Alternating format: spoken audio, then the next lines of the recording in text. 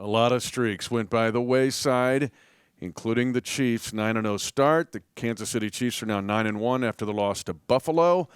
But it's time to get back on track as they go to Charlotte to take on the Carolina Panthers. And this, defending the kingdom, is don't click the link.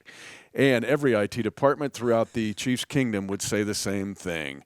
This episode of Defending the Kingdom, like them all, is brought to you by Ticketmaster. Goal to go on second down and goal at the 1. Mahomes throws it late, back to the end zone, caught! Noah Gray, touchdown! Kansas City! Hi everyone, I'm Mitch Holthus, voice of the Chiefs, along with senior team reporter Matt McMullen. Every IT department, I know I'm not kidding about this, I just spoke to a group, TGS, that we work with here in with the Kansas City Chiefs, but there's always warnings going out. Don't click it. Don't click it. It looks like malware. Could be a problem. But that's this week's warning, because don't take the Carolina Panthers for granted. Yeah, that's the biggest thing with this is you can't let one loss snowball into another and into another. And the Chiefs have been great about that over the years. Losses are going to happen, unfortunately, just the way it is. We hadn't lost in like 330 straight days or something crazy like that. Well, hey, the Bills got us. That's the reality of it. They played better than we did. But now how do you move forward? And the Chiefs are great at just flushing it, learning from it, and moving on. And that's the challenge this week against Carolina. Have you ever been popped in the internal fishing? The fishing? No, I've never been fished. And that's because I'm super worried about it. I probably delete emails that are real. Only Matt would be the guy that has perfect 59-0, because our IT department is awesome. They make it disguise so perfectly. And it looks like, oh, this is harmless. And got to go into Shawshank and have 5 years of training or whatever. And I love it. And I'm going to, after we go around the world, I'm going to mention everybody in the Chiefs IT department, because they're awesome in helping protect us from all the bad guys and girls out there. And just go back and look at the San Francisco 49ers. They were victim of one of the most vicious ransomware, malware attacks in our country, not just the National Football League. So it's a very serious business. But we're trying to bring up the point here is don't click the link and think, oh, you're just going to walk into Carolina or Charlotte and beat the Carolina Panthers. That's our warning, just like the IT department gives us the warnings. You know who's really bad about clicking the link is my wife. She's terrible at it. She's an amazing woman. Don't tear her. She'll text me. Don't and be take like, the image of Ellie down, because I have her on a pedestal. She'll be like, I think I just got scammed, and she's like, you might want to change your email password because I have it on my computer. I'm like, well, just don't click it. She's really bad at it. Yeah, but anyway, the Chiefs can't do that this weekend, and Carolina, I get it. Won 2 games in a row, though, and they're actually still in the hunt in the NFC South. That division is not good, and they have a shot at it if they can put some wins together. So for the Chiefs in this game, you're facing an opponent that has nothing to lose and everything to gain, playing at home, and we're coming off a tough loss and a taxing loss in terms of the physicality in the game. Can't let it snowball. That's the key. And again, like Coach Reed, Patrick Mahomes, our entire coaching staff, all our players over the years have been so good about making sure that doesn't happen. And we have some examples we can get into over the course of the show. But that's the key. You learn from it and you move on. Just stay away from the virus. Don't click the link.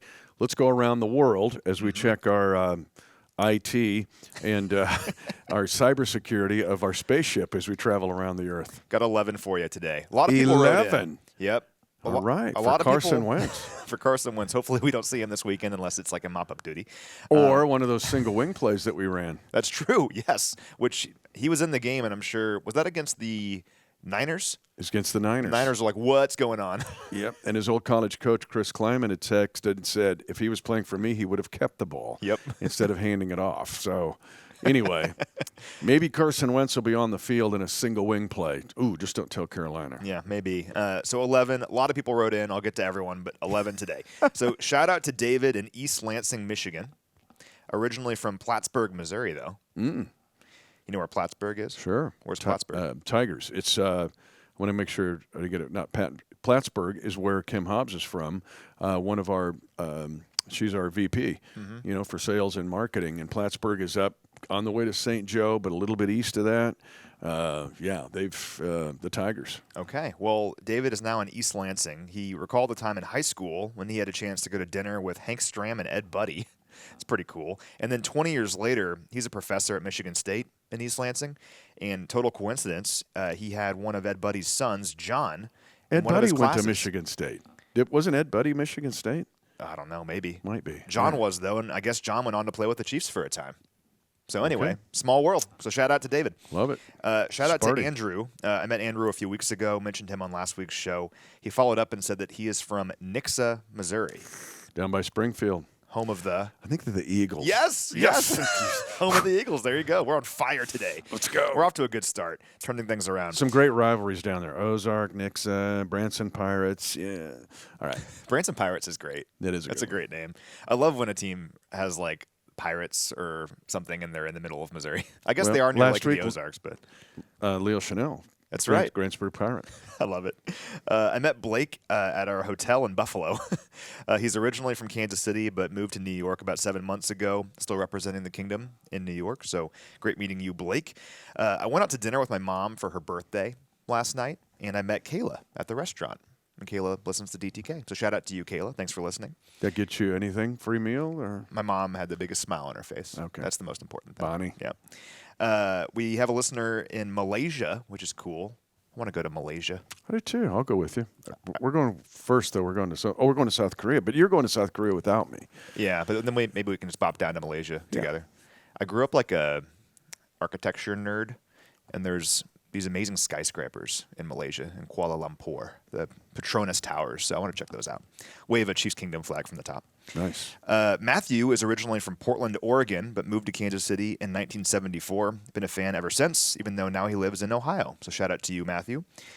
Christian is a West Point grad. Yes. Black Knights. What a game this week. Playing Notre Dame. That's a big one. We're back to the 1945 days, playing at Yankee Stadium. That's cool. It's Army against Notre Dame, and it's on, yes. Well, Christian mentioned that he went to the Army-Wisconsin game in 2021, and he's never seen a bigger terror on the field than Leo Chanel.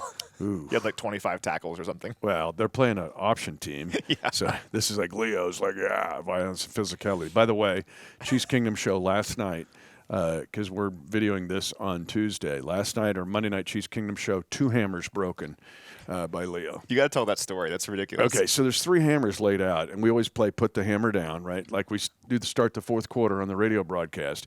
But every Monday night, there's like 2 or 3 times we set it up, and then the guest player will put the hammer down, and the whole crowd goes crazy. There's 3 hammers. You can pick the gold one, the red one, or the new kind of plastic one, Thor's hammer. Okay. Well, that Thor's hammer immediately is in the crosshairs of Leo. He goes, Thor's hammer.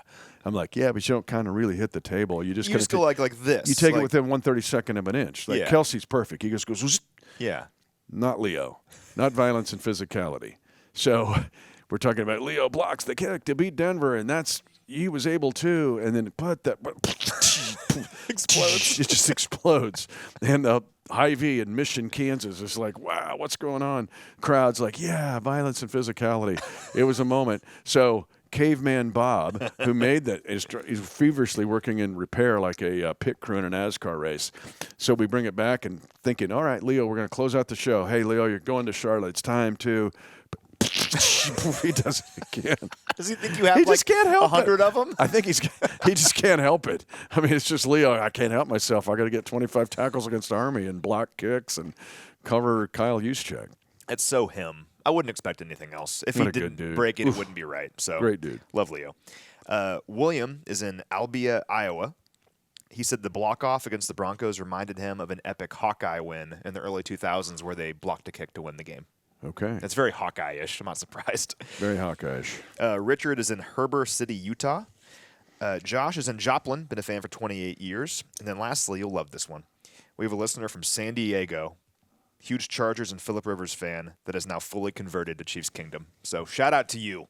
All are welcome. There are many ex-Charger fans who are now members of the Kingdom. I love it. There's an example right there. And they're not going. They were mad that they left to go to L.A. up to 5, and the president of that group is Gary Pugh. But there are many ex-Charger fans that have said, no, we'll take on the Kingdom as part of us. So we need to maybe do a show there. I'm in. Go to San Diego. We'll just expense that one. Yeah. Good place to go. San Diego. Do it outside of Petco right before Padres game. I'm so in. That'd be fun. Let's do it. That's all I got today.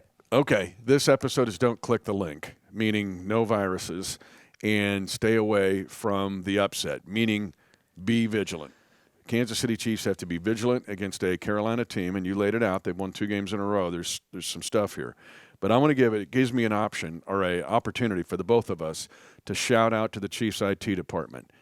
An enormous job because of the security that is required. I mean, this is what, a $4 billion company. Yeah. And it's cybersecurity is an everyday thing. And if you've been hacked or you've been compromised, you know it is terrifying. And been there, done that. Okay. Down the line, Kevin Higgins, of course, leads this crew. But Brandon Frazier, Brandon Wolf, Brett Barnes, Caleb Summers, Chris Swatzel, Dave Felson, Emily Lavery, Evan Nugent, Jared Glover, Jason Forrester, Jeremy Armstrong, Joseph Daniels, Justin Johnson, Mark Williams, Michael Havinghorst, Patrick Martin, the big fan of the Anaheim Ducks hockey team. Also big fan of DTK. I bet he's listening to this. PM in the afternoon. Ryan Thompson, Scott Fletcher, and Cy Kim.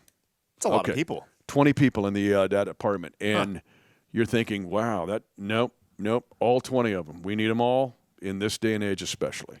Because, seriously, if you've encountered it, you know how much you need these gals and guys in the IT department. So a huge shout out to them. They've helped me immeasurably and many, many times. I'm just now trying to do a better job of avoiding the trap and having to go, oh, no, you got to go into 5 months of training. But I've broken the code. This is a code. I found a virus. Okay. IT has trained me. And 9/25/22/20 17. There's no letters in any of these. Actually, there is. I got this. 9/25/22/2017. IC 12/25/23/2014 LVR. Okay. That's the code. I found a virus. And what is that virus? You've already figured it out. That virus are the games that we've kind of fallen into, the pitfalls of the last couple of years. Indianapolis back in 2022. Still completely inexplicable in the grand history of things. And last year on Christmas against the Raiders, we all know this. It's been drawn out at this point, but a true crossroads moment for the Chiefs where either you're going to pack it in or you're going to go on a playoff run. And we chose the latter and won 15 consecutive games until Sunday. So we've ran into another one of those where kind of fell into a pit here. How do you get out of it? Do you let it snowball or do you find yourself on another winning streak soon after? So, Kevin, you and your staff of 19 would be proud of us, Matt and me, breaking the code of 9/22/2017 IC 12/25/23/2014 LVR. So do not click that link or you'll have an immediate virus. The Carolina Panthers, and you alluded to the fact that they won the last 2 games. First time they've won the last 2 games since 2022. And Bryce Young, of course, the number 1 overall pick, had a miserable start, 2-17. In his first 20 games, he was 3-17. Only Troy Aikman had a worse start in his first 20 games. But now he's 4-17 because he's won his last 2.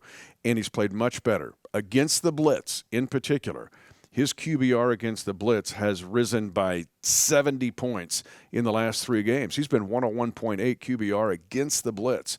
So Bryce Young is playing better. But if the virus in this game is Chuba Hubbard. If you want to control a game, find a back like Chuba Hubbard because he's for real. You Oklahoma State fans will remember your favorite Canadian, a guy that came from Canada to play for the Cowboys, but this dude is a beast. And Bryce Young's been playing with a lot more confidence lately. My best friend from college, Luke Starnes, shout out Luke, is a huge Carolina Panthers fan. Bryce has been playing with more confidence lately, according to Luke, and ever since he came back when Andy Dalton became the starter for a time, Dalton got injured, now it's Bryce Young again, just playing with more confidence, and that's apparent when you're watching him play. And having a running back like Chuba Hubbard helps a lot with that because they're running the football really well. Hubbard is just having a nice year. He's rushed for 818 yards this season, 4th most in the NFL, and averaging over 5 yards per attempt. In that game in Germany a couple weeks ago, that was their last game because they're coming off the bye, rushed for 153 yards against the Giants, averaged 5.5 yards per attempt. So when you think about a young quarterback who's maybe struggling, how do you help him? you run the football. And they invested a lot in their offensive line during the offseason. And I think that's actually, you can see that, even though their record doesn't maybe reflect it, that they can protect better than they did last year, and they can run block much better than they did last year. And Jonathan Brooks might make his NFL debut in this game as well. Second-round pick out of Texas. So he kind of forms, ideally, if you're a Panthers fan, a really nice 1-2 punch with Chuba Hubbard. Got to be ready for these guys in this game in the rushing attack. Good news is the Chiefs continue to be great against opposing running backs this year. The overall numbers are a bit skewed because we played Lamar Jackson in week 1 and Josh Allen last week. And, of course, we know the run at the end of the game by Allen. Great play. But against running backs specifically, we've held all runners to 3.1 yards per carry this season, talking about specifically running backs. James Cook last week rushed for 20 yards on 9 carries. So the Chiefs are really good at defending the run when it's a running back. That's what the Panthers are best at, is running the football with their tailback, and maybe Brooks in this game as well. Sets up kind of a good best-on-best matchup. To put Chuba Hubbard into perspective, you mentioned he's 4th. Think of the 3 ahead of him. Saquon Barkley, Josh Jacobs, and Derrick Henry. All right, he's in that conversation. He has more than Jahmyr Gibbs. We know that he shares time with David Montgomery.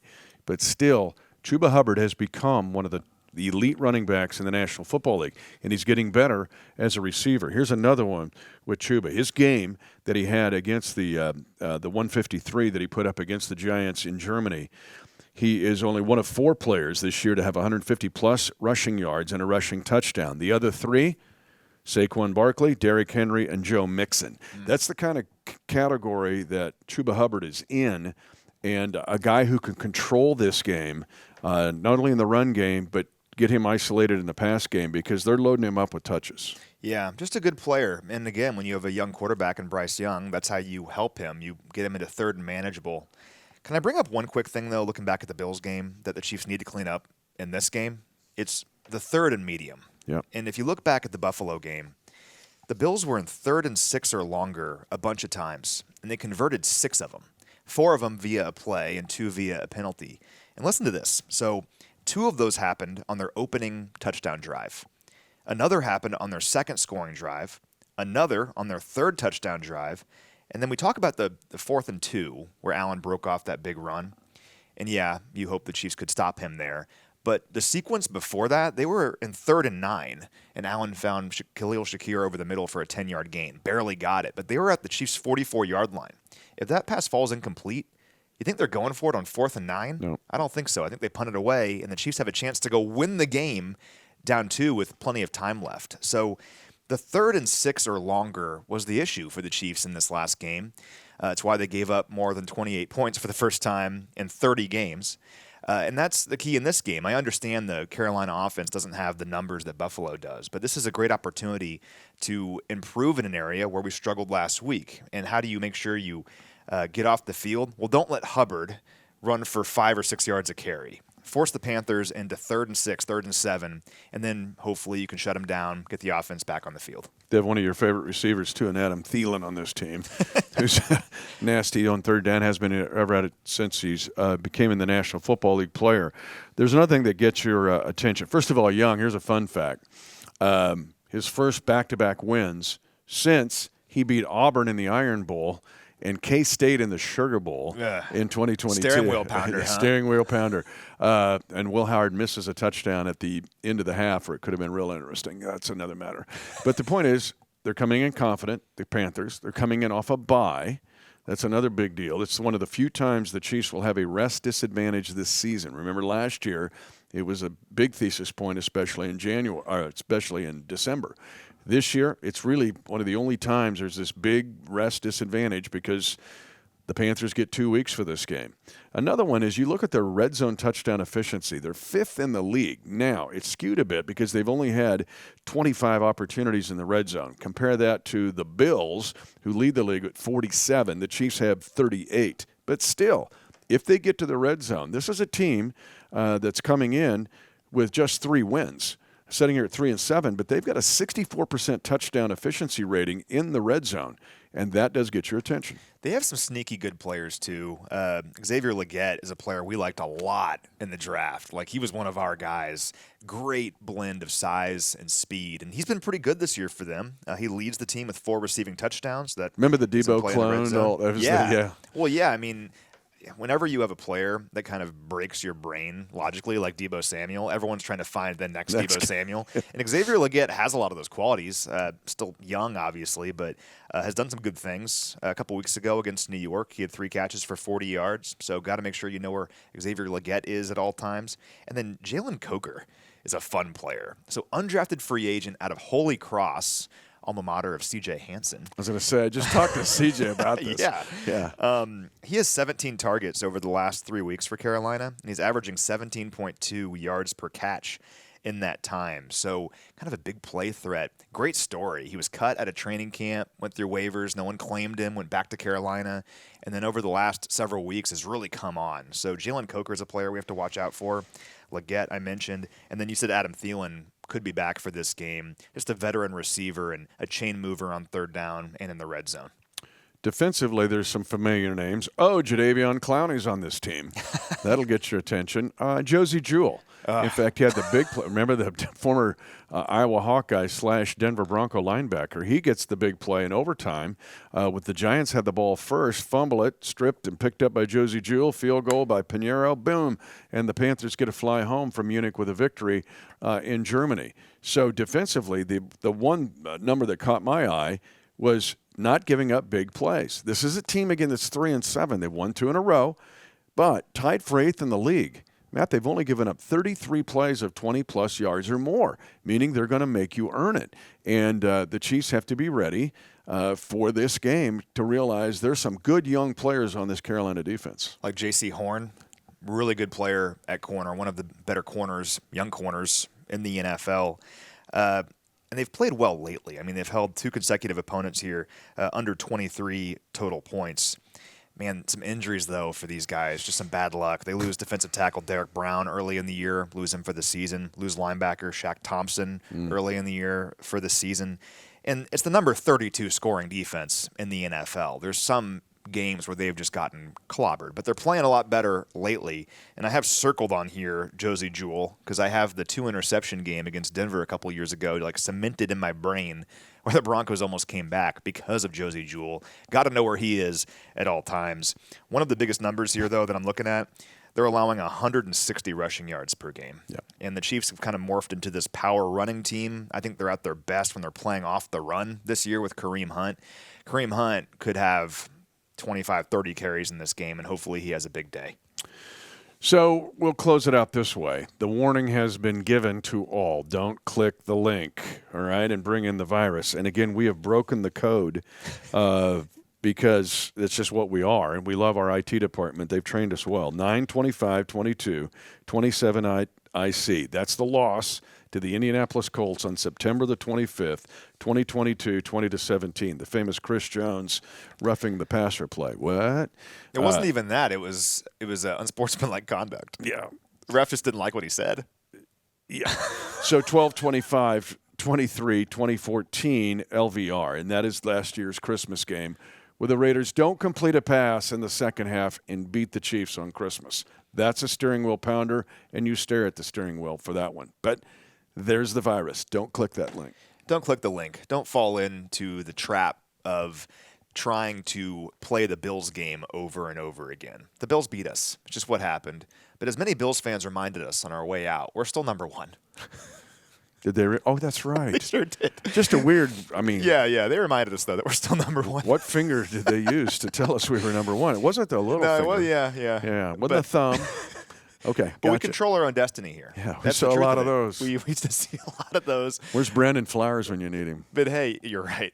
Hey, we still control our own destiny in the AFC West, still control our own destiny for the 1 seed in the AFC. It's all right there for the Chiefs. Don't need to rely on anyone else to do anything. Just take care of your business over the final, 7 games of the season, and that begins right here with Carolina. But Carolina has confidence. They have a bye week, and they have some capable players, particularly Chuba Hubbard. Don't click the link. Go to Charlotte, win, Eric Berry's pick six 8 years ago when we were there, something like that, and just come home and go 10-1.